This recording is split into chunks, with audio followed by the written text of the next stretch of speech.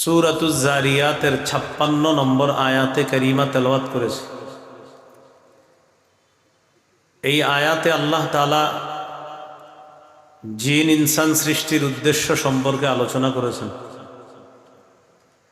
আল্লাহ বলেন, ওয়ামা খালাকতুল জিন্না ওয়াল ইনসা ইল্লা লিয়াবুদুন। জিন ইনসানকে সৃষ্টি করেছে আমার ইবাদত করার জন্য। প্রশ্ন আসে, ইবাদত কতদিন করব? সূরাতুল হিজরের 99 নম্বর আয়াতে আল্লাহ বলেন, ওয়া'বুদ রাব্বাকা হাত্তা ইয়াতিয়াকাল ইয়াকিন।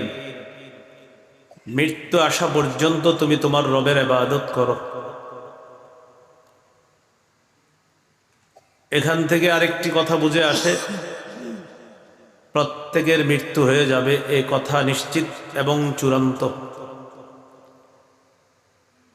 সূরা আনকাবুতের 57 নম্বর আয়াতে আল্লাহ বলেন, কুল্লু নাফসিন যায়িকাতুল মাউত।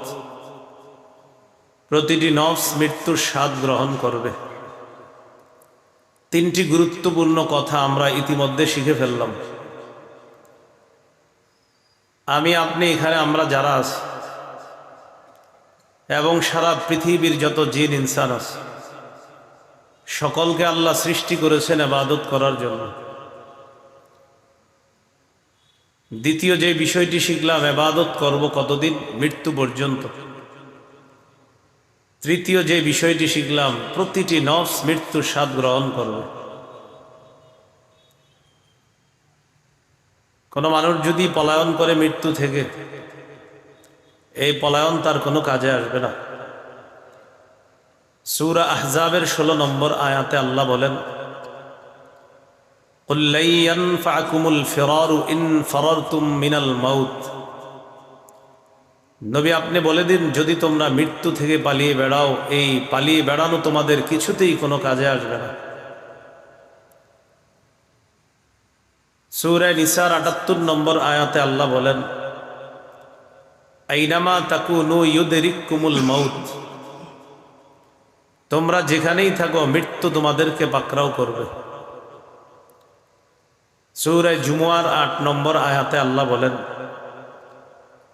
কুল ইন্নাল মাউতাল্লাযী তাফিররুনা মিনহু ফাইন্নাহু মুলাকীকুম।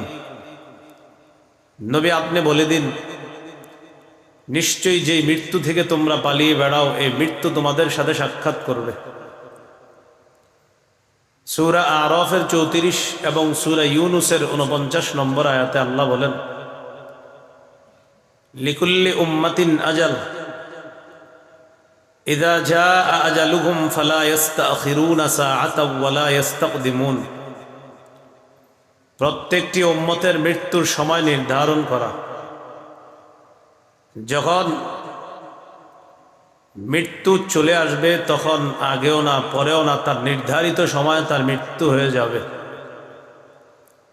অন্য আয়াতে আল্লাহ বলেন, ইন্না আজালাল্লাহি লাআত। নিশ্চয়ই আল্লাহর নির্ধারিত সময় এটা অবশ্যই এসে যাবে। গুরুত্বপূর্ণ তিনটি কথা আমরা শিখে ফেললাম। কেন আছি দুনিয়াতে? রবের গোলামি করার জন্য। কতদিন? মৃত্যু পর্যন্ত। মৃত্যু হয়েই যাবে। অনেকগুলা দলিলের মাধ্যমে আমরা একথা স্পষ্টভাবে জানতে পারলাম, মৃত্যু চূড়ান্ত, নিশ্চিত। কবে হবে জানে আল্লাহ। 5টি বিষয় আল্লাহ ছাড়া কেউ জানে না। 21 পারা 13 নম্বর পৃষ্ঠা সূরা লোকমানের শেষের দিকে আল্লাহ বলেন, ইন্নাল্লাহা ইনদাহু ইলমুস সাআহ। কিয়ামত কখন হবে এই বিষয়টা আল্লাহর কাছে আছে। কিয়ামতের জ্ঞান এটা আল্লাহর কাছে। 2 নম্বর, ইউনাজ্জিলুল গায়স। বৃষ্টি কখন আল্লাহ নাজিল করবেন, কি পরিমাণ নাজিল করবেন, এটা আল্লাহ জানেন। 3 নম্বর, ওয়ায়ালামু মা ফিল আরহাম। মায়ের পেটের সন্তান, রেহেমের সন্তান, ছেলে হবে না মেয়ে হবে, আকৃতি আসার আগ পর্যন্ত সেটা আল্লাহ বলতে পারবেন এটা কি ছেলে না মেয়ে। আকৃতি আসলে মেশিনই ধরা খায়, কিন্তু আকৃতি আসার আগ পর্যন্ত এটা কি ছেলে হবে না মেয়ে হবে শুধু জানেন আল্লাহ। 4 নম্বর, ওয়ামা তাদরি নাফসুম মাযা তাকসিবু গাদা। কোনো মানুষ জানে না আগামীকাল কি উপার্জন করবে। আমার আপনার আশা থাকে কালকে আমি এটা এটা কামাই করব, এই করব, এটা আশা থাকতে পারে, তবে আসলে কি হবে এটা আল্লাহ জানে। 5 নম্বর, ওমা তাদরি নাফসুম বিআইয়ি আরদিন তামুত, কোনো মানুষ জানে না কোথায় কোন জমিনে সে মৃত্যুবরণ করবে। 5টি বিষয় আল্লাহর কাছে আছে। 5টি বিষয়ের জ্ঞান শুধু আল্লাহর কাছে। এই 5টির মধ্যে একটি হলো মৃত্যু। মৃত্যু কখন কোন জমিনে কোথায় হবে এটা জানেন আল্লাহ, তবে হবে এই কথা নিশ্চিত। কখন হবে জানেন আল্লাহ। আবার চলে আসি 3 কথায়, কেন দুনিয়াতে আসি? আল্লাহর গোলামি করব। 2 নম্বর, কতদিন গোলামি করব? মৃত্যু পর্যন্ত। 3 নম্বর, মৃত্যু হয়েই যাবে এ কথাই চূড়ান্ত সত্য কথা এবং চিরসত্য কথা এবং এটাই নিশ্চিত কথা। এই হলো আজকের আলোচনার ভূমিকা। মূল আলোচনা আমি আপনাদের সামনে 5টি কথা বলবো ইবাদত সম্পর্কে। কেন সৃষ্টি করেছেন? ইবাদত। এই ইবাদত সম্পর্কে 5টি কথা বলবো। 5 কথা শেষ হবে, আলোচনাটিও শেষ হয়ে যাবে ইনশাআল্লাহ। মনোযোগ সহকারে আলোচনাটি শুনলে আশা করি আমি এবং আপনারা আমরা উভয়ে মিলেমিশে কিছু কথা শিখতে পারবো ইনশাআল্লাহ। 1 নম্বর, ইবাদতের আবিধানিক পারিভাষিক অর্থ।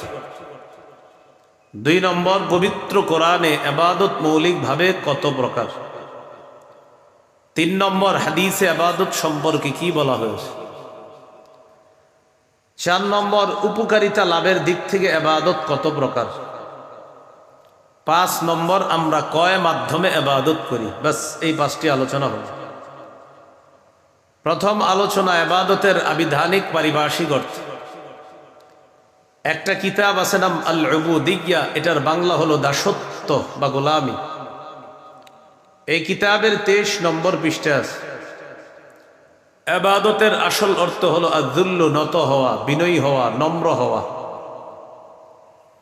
আল ইবাদা ফিল ইসলাম একটা কিতাব আছে। এই কিতাবের 28 নম্বর পৃষ্ঠা আছে। কুল্লু খুদুইন লাইসা ফাওকাহু খুদুউন। ইবাদত বলা হয় প্রত্যেক এমন বিনয়কে যেই বিনয়ের পর আর বিনয়ী হওয়া যায় না, এটাকে বলা হয় ইবাদত।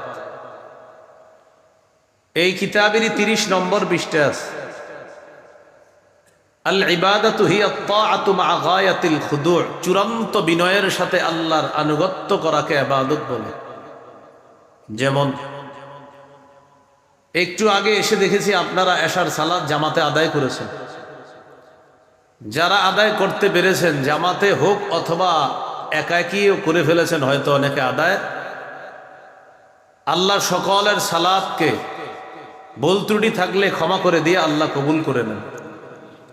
যারা আদায় করতে পারিনি, মাইকের আওয়াজ যদ্দূর যাচ্ছে এ আওয়াজের মধ্যে আমার কথা যে মা বোনরা সহ যারা শুনছেন যদি এশার সালাত পড়ে না থাকেন পড়ে নেন, আল্লাহ যেন সকলকে পড়ার তৌফিক দান করেন। এশার নামাজ আজকে যারা পড়েছেন অথবা একটু পরে পড়বেন বলে আশাবাদী। এই এশার নামাজের মধ্যে যতগুলো মুসল্লি ছিলেন এদের মধ্যে যার বিনয়ী হওয়াটা, যার আনুগত্য প্রকাশ করাটা সবচাইতে বিনয়ের সাথে হয়েছে, আল্লাহর কাছে আজকের এশায় যে সবচেয়ে বেশি ছোট হিসাবে নিজেকে আল্লাহর কাছে উপস্থাপন করেছে তার ইবাদতটা আল্লাহ তত বেশি কবুল করছে। এটা হলো ইবাদতের আবিধানিক অর্থ, চূড়ান্ত বিনয়ের সাথে আল্লাহর আনুগত্য করা। আজকে থেকে যত নামাজ পড়ব, যত ইবাদত করব, প্রতিটি ইবাদতে যেন আমি সবচেয়ে বেশি আল্লাহর কাছে ছোট হতে পারি, নত হতে পারি, আল্লাহ তৌফিক দান করেন। ইবাদতের পারিভাষিক অর্থ আল উবুদিয়্যা কিতাবের 23 নম্বর পৃষ্ঠা আছে। আল ইবাদাতু হিয়া ইসমুন জামিউন লিকুল্লি মা ইউহিব্বুহু আল্লাহু ওয়া ইয়ারদাহু মিনাল আকওয়ালি ওয়াল আ'মালিজ যাহিরা ওয়াল বাতিনা। সহজে অনুবাদ করি আমি, আমার, আপনার, আমাদের প্রকাশ্য কথা, প্রকাশ্য কাজ, গোপন কথা, গোপন কাজ যদি আল্লাহ পছন্দ করেন এটাই ইবাদত।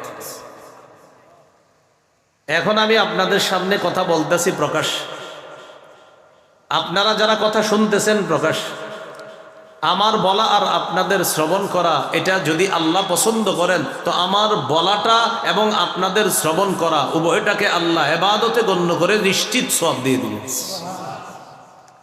তাহলে কি শিখলাম? আমাদের গোপনে বলা, গোপনে করা, প্রকাশ্যে বলা, প্রকাশ্যে করা, এটা যদি আল্লাহ পছন্দ করেন এটাই ইবাদতের মধ্যে আল্লাহ গণ্য করে নেবেন। আজকের প্রথম আলোচনা শেষ। 2 নম্বর আলোচনা, পবিত্র কোরআনে ইবাদত মৌলিকভাবে কত প্রকার? পবিত্র কোরআনে ইবাদত মৌলিকভাবে 2 প্রকার। 1 নম্বর আল উবুদিয়াতুল আম্মাহ, এটার বাংলা হলো সাধারণ দাসত্ব। 2 নম্বর আল উবুদিয়াতুল খাসা, এটার বাংলা হলো বিশেষ দাসত্ব বা বিশেষ গোলামি। পবিত্র কোরআনে গোলামি 2 প্রকার। 1 নম্বর সাধারণ গোলামি, 2 নম্বর বিশেষ গোলামি। সাধারণ গোলামির মধ্যে সবাই অন্তর্ভুক্ত। যেমন আল্লাহর কিছু সিদ্ধান্ত আছে যেগুলা ইমানদাররা স্বেচ্ছায় মেনে নেয়, বেঈমানরা অনিচ্ছায় মেনে নেয়। অসুস্থ হওয়া ইমানদাররা এটা স্বেচ্ছায় মেনে নেয়, এটা ইমানদাররা মেনে নেয় যে আল্লাহর ফয়সালা, আমি অসুস্থ হয়েছি।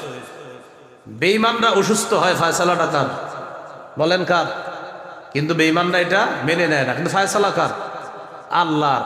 তো আল্লাহর এই ফয়সালা তারা ফিরাইতেও পারে না। এই যে ফিরাইতে পারে না, এর মানে না চাইলেও এখানে তারা আল্লাহর সিদ্ধান্ত মেনে নিতে হচ্ছে।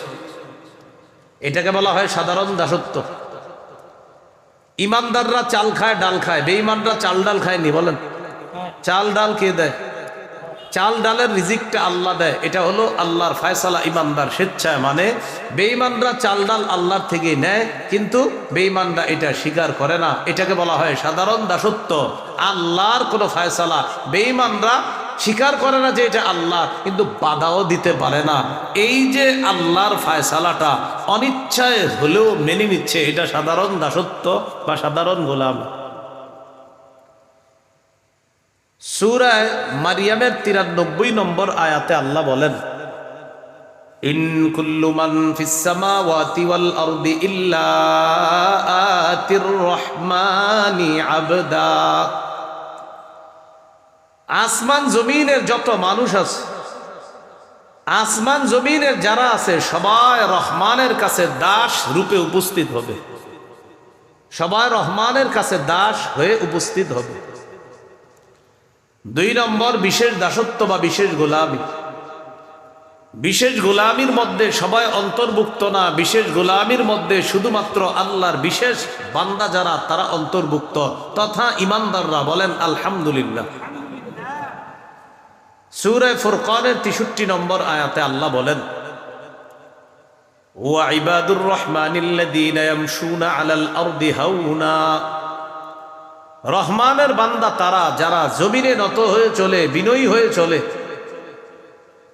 দুনিয়ার মধ্যে সবাই নত হয়ে চলে না। ইমানদার যারা আল্লাহর কাছে আত্মসমর্পণকারী মুসলমান, তারা বিনয়ী হয়ে চলে। এই বিনয়ী মানুষগুলাকে আল্লাহ বিশেষ মর্যাদায় আল্লাহর জান্নাত দান করবেন, কারণ তারা বিশেষ। বলেন, তারা কি? আল্লাহ আমাকে আপনাকে সকলকে বিশেষ বান্দা হয়ে যেন আল্লাহ তাআলার বিশেষ বান্দা হিসাবে জান্নাতে যেতে পারি, আল্লাহ তৌফিক দান করেন। এ হলো আজকের 2 নম্বর আলোচনা।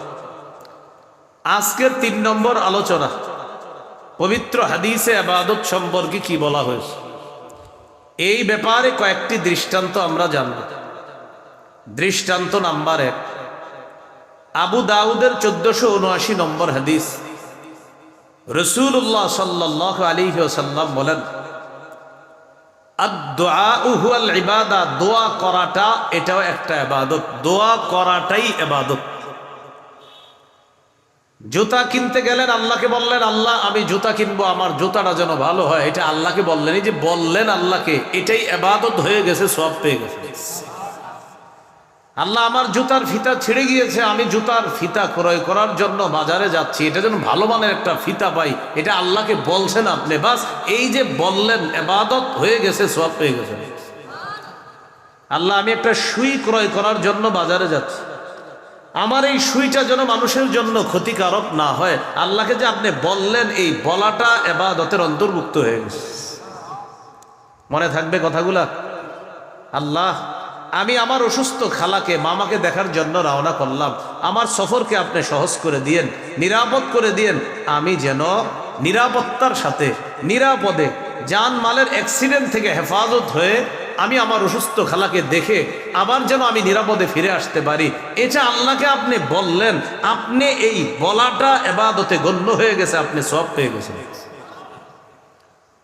এটা কি বলেন? আল্লাহকে আপনি বললেন, আল্লাহ আমি এখন একটা টিস্যু ক্রয় করব, এই টিস্যুটা যেন আমার নাকের জন্য ক্ষতিকারক না হয়, এটার ঘ্রাণ যেন আমার জন্য কোনো অস্বস্তির কারণ না হয়। এটা আল্লাহকে বললেন, এটাও আপনার ইবাদতে গণ্য হয়ে যাবে। এই জন্য বুঝাইতে চাইলাম, দোয়া করা ইবাদত, ছোট থেকে ছোট এগুলাও রাসূল সাল্লাল্লাহু আলাইহি সাল্লাম বলছে আল্লাহর কাছে চাও। এই জন্য আল্লাহর কাছে খুব বেশি পরিমাণে দোয়া করা, চাওয়া। কত পরিমাণ চাইবেন? আমার পাশে যিনি বসা আলেমে দিন, তিনি যদি আমাকে ৩-৪ বার ডাক দেয়, 5 বারের বার আমি রাগ হয়ে বলবো, কি হয়েছে আপনি বলেন, এতবার ডাকেন কেন, রাগ হয়ে যান। একবারে বলবো বলেন, আবার বলবে বলবো বলেন, আবার বলবে বলবো বলেন, আবার বললে একটু রাগ হয়ে বলবো হ্যাঁ বলেন, আবার বললে আরে কি হয়েছে বলেন। মানুষকে বারবার ডাকলে মানুষ রাগ করে, আল্লাহকে না ডাকলে আল্লাহ রাগ করে। মানুষকে বারবার ডাকলে রাগ হয়ে যায়, এত বেটার বেটার করেন কেন বলে ফেল। আল্লাহকে না ডাকলে আল্লাহ রাগ করে, সুবহানাল্লাহ। এটাই খালেক আর মাখলুকের পার্থক্য। মাখলুককে বারবার ডাকলে মাখলুক মেজাজ খারাপ করে, খালেককে না ডাকলে খালেক রাগ হয়ে যায়। মাল্লাম ইয়াসআলিল্লাহ ইয়াগদাব আলাইহি, রাসূলুল্লাহ সাল্লাল্লাহু আলাইহি সাল্লাম বলেন, আল্লাহর কাছে না চাইলে আল্লাহ রাগ করে, মানুষের কাছে বারবার চাইলে মানুষ রাগ করে। ভিক্ষুক 1 বার 2 বার 3 4 বার 5 বার চাইলে রাগ করে বলে, এ বেটা তোরে কতবার দিব, যা। আমার রবের কাছে না চাইলে রব রাগ করে। এবার আপনারা আমারে বলেন, রবকে কতবার ডাকা দরকার? বলেন হিসাব ছাড়া, বলেন কতবার ডাকা দরকার? কারণ আমার রব না ডাকলে রাগ করে। এই জন্য আল্লাহর কাছে খুব বেশি দোয়া করা। এখানে গুরুত্বপূর্ণ একটি কথা আপনাদেরকে বলি। অনেকে আছে আমরা আল্লাহর কাছে দোয়া করি, কিন্তু যেই মুহূর্তে দোয়াটা করি ওই সময় অনুযায়ী অনেক সময় আমার দোয়াটা মঞ্জুর হয় না। আল্লাহর কাছে আপনি দোয়া করে বললেন, আল্লাহ আগামী মাসের 1 তারিখে আমার একটা চাকরির ইন্টারভিউ আছে, আমার ইন্টারভিউটা যেন সহজ হয়, আমি যেন চাকরিটা পেয়ে যাই। আল্লাহ আমার চাকরিটা খুব দরকার, এটা আল্লাহকে আপনি বললেন।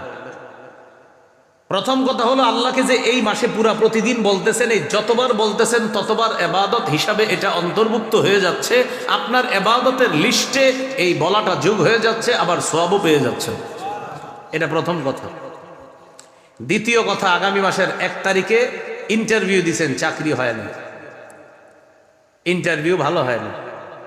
এখন আপনি ইমাম সাহেবরা এসে ধরছেন, হুজুর এতবার কইলাম কইল না।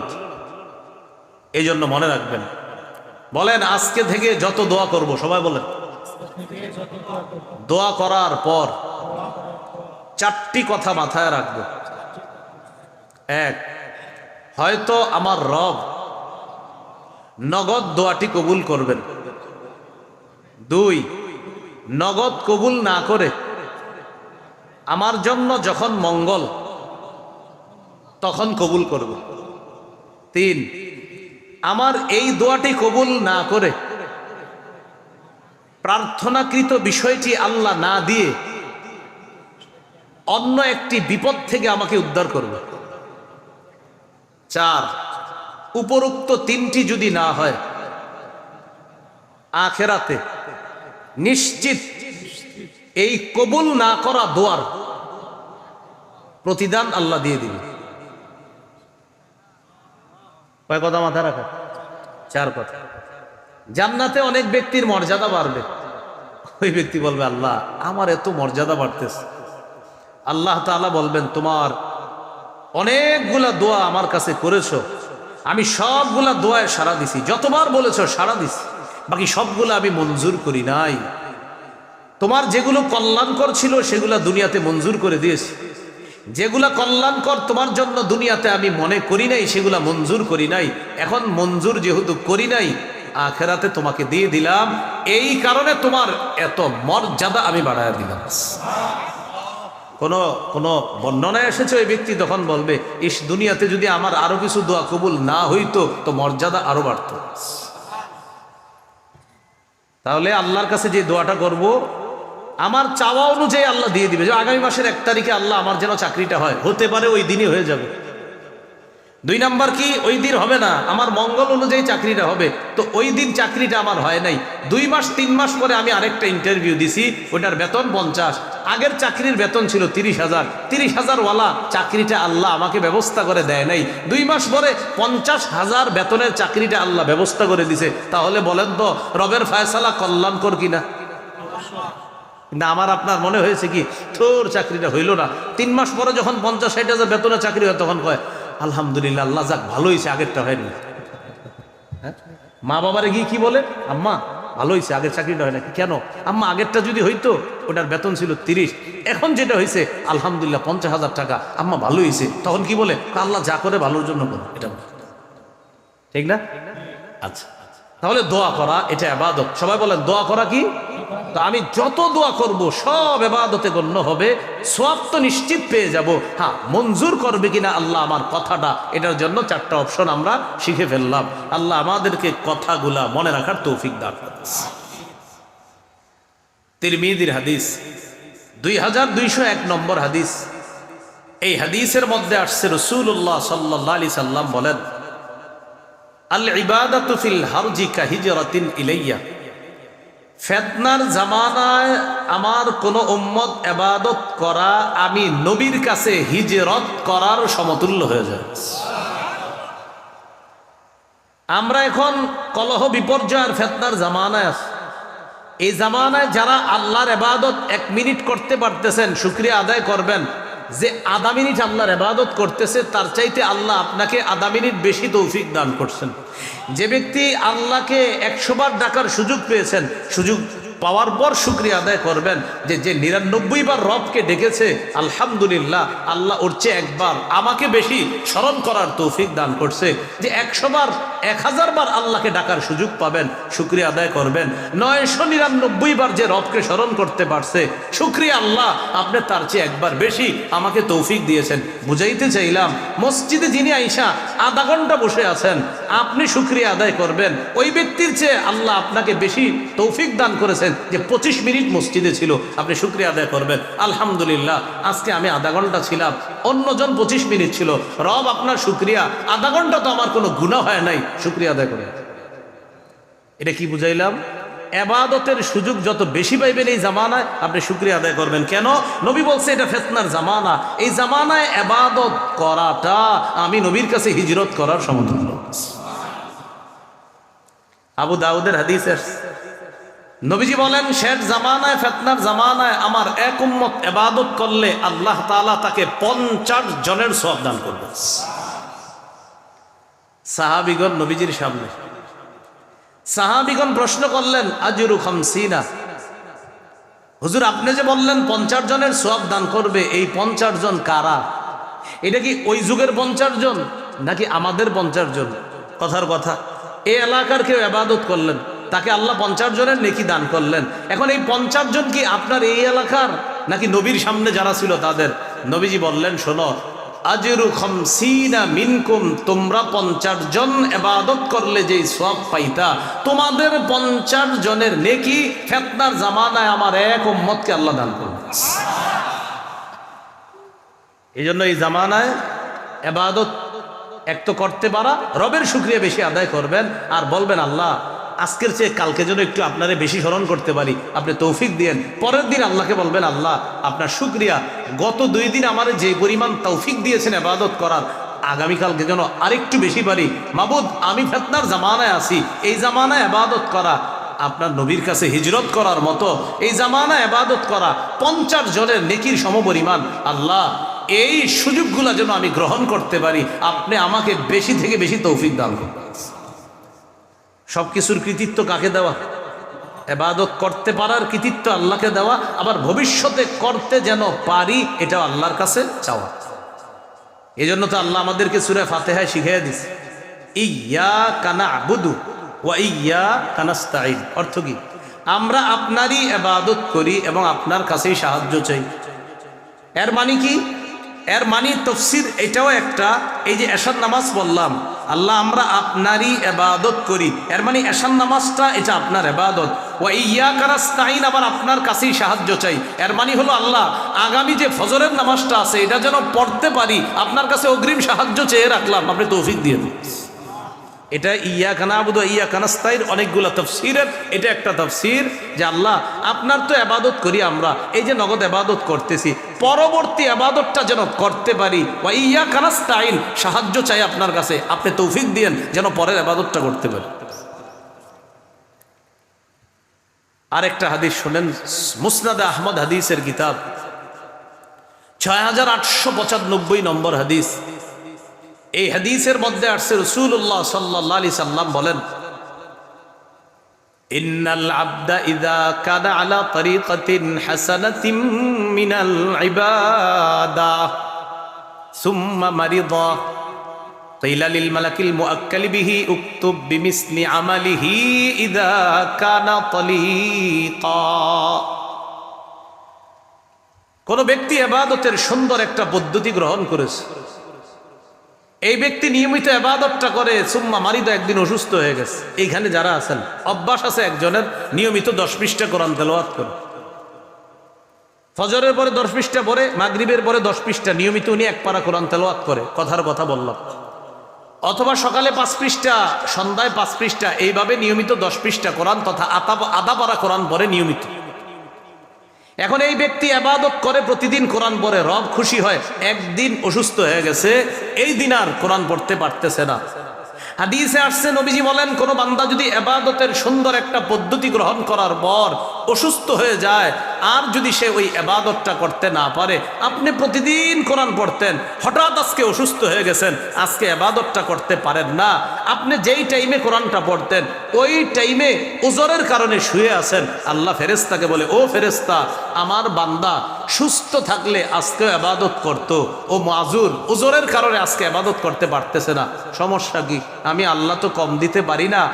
ও এই টাইমে অন্যান্য দিন ইবাদত করলে যে সওয়াবগুলা লেখতা, আজকেও ইবাদত না করলেও অতীতের সওয়াবগুলার মতো আজকেও সওয়াব লিপিবদ্ধ করে দাও। এজন্য বলেন ইবাদত করবেন নি? সবাই বলেন, আল্লাহ তৌফিক দান করুন।